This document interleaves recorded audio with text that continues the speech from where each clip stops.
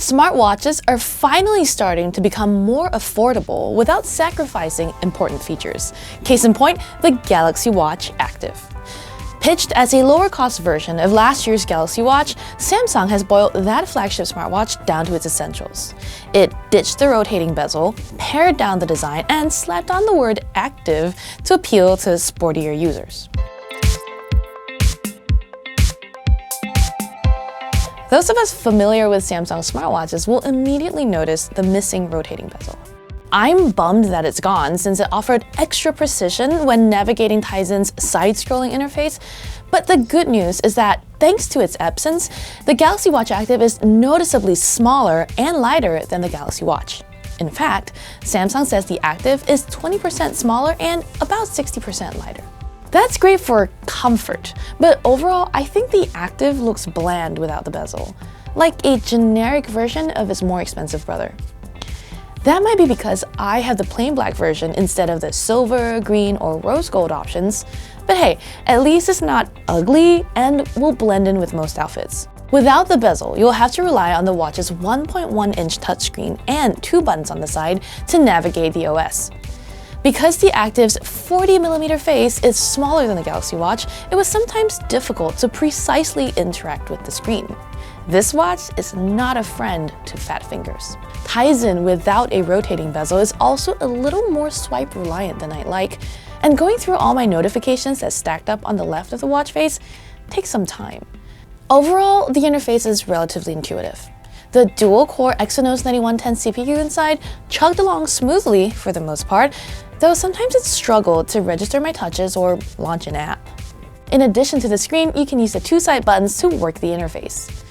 It took me a while to figure out that pushing the top key brings you back 1 page, while the bottom one takes you to the watch face or shows all apps when you're already home.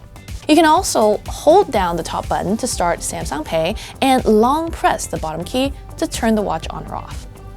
By default, double-clicking the bottom button launches Bixby, though you can customize what this does. Speaking of, Samsung's assistant proved surprisingly helpful on the Watch Active. Bixby was smart enough to start the correct workout when I asked start a treadmill run, and also it sent messages to my friends via the apps I specified. It is possible that my bar for Bixby was so low that the fact that I could use it at all impresses me, but I did notice that the Watch Active is faster and better at recognizing its wake word than Wear OS watches I've used. In fact, sometimes Bixby would respond even when I hadn't said the whole phrase, "Hey Bixby." Back to Tizen. It supports hundreds of third-party apps like Spotify, Under Armour, Speedo, and Map My Run. There are fewer apps here than on, say, watchOS or Wear OS, but you'll still find most of your favorite services are available. I couldn't find Yelp or an official Evernote option in the Galaxy Store, but I don't use smartwatch apps much anyway, and I didn't feel like I was missing much. One of my favorite things about Samsung's wearables is the Health app. I've found it to be smarter than Fitbit or Google Fit at automatically detecting when I've embarked on a brisk walk or at sussing out the exact time I fell asleep. On the Galaxy Watch Active, Health offers a wide range of exercises that I can track, including resistance training or elliptical sessions. The watch accurately tracked my 40-minute run on a treadmill, keeping tabs on the time passed, my heart rate, and calories burned, mostly lining up with the treadmill's readings. I just wish it collected more relevant data during strength training, like my number of reps. All it does when I launch a weight-based workout is log my pulse and the duration of my session, which is kind of meaningless.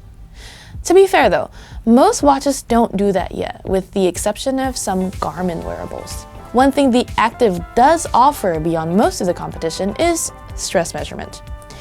I've had a busy, stressful week, and the Watch Active's data seemed to match that, though I'm not sure how to verify this. How do you measure how stressed you are anyway? I wish the watch was as proactive about reminding me to take a breather as it is at prompting me to get up and move. It'll nag when I've been sitting at my desk for too long and congratulate me when I eventually cave and walk about. Pretty standard feature for a fitness watch these days, but the Galaxy Watch Active felt more accurate and enthusiastic than others I tested. Samsung also said the Active can monitor your blood pressure by calculating it from your heart rate. But this is actually part of a research collaboration with UCSF through a specific app rather than an actual feature. The Active has all the same health tracking features as its flagship brother, but it does fall short on battery life. I generally got about 3 days out of the 230 mAh cell before it prompted me to launch power saving mode, though if I worked out daily, that runtime drops to almost 2 days. The Galaxy Watch lasts 4 days with light use, while the Fitbit Versa clocks almost 5 days on a charge if I wasn't working out every day. The Versa is the Watch Active's wearable nemesis, since it costs the same $200, lasts days longer, and offers powerful fitness tracking features. But Samsung's device will surely appeal to its loyal fan base, as well as a more mainstream watch audience and those who prefer a round face. Those who still want Samsung's hallmark spinning bezel can still get it on the more expensive Galaxy Watch, which is basically the same as the Active, but better looking and longer lasting. For $200, the Watch Active squeezes an impressive amount of premium qualities into a thin and light body, and is good for anyone who doesn't mind its basic design.